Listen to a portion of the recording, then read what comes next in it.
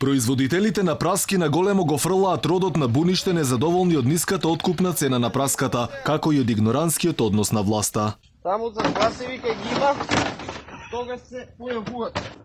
Инаку кога треба да праски за наша потреба нема ништо.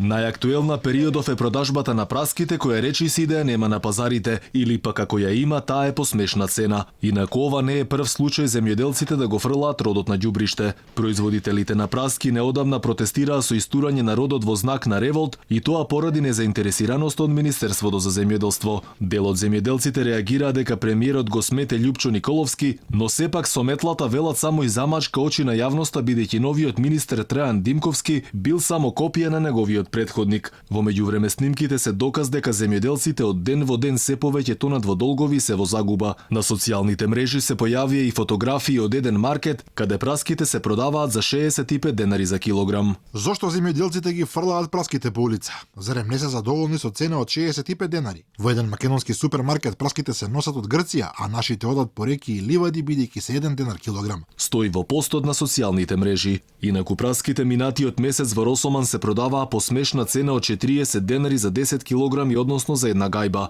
Во меѓувреме државата наместо да им помогне на производителите, увезува праски од странство за двојно повисока цена. Паралелно и јаболкарите имаа веќе лоша сезона. Ресорниот министер, откако изврши увид по невремето кое во Преспанско им го сотре родот на земјоделците, рече дека прават се за тие да се обештетат. Да земјоделците покрај што ќе се прави проценка на принос, што значи дека штета на јаболкава колку е туку, ќе се пријават и ќе се прави проценка на основни средства, односно колкави штети се направени на самите дрвја.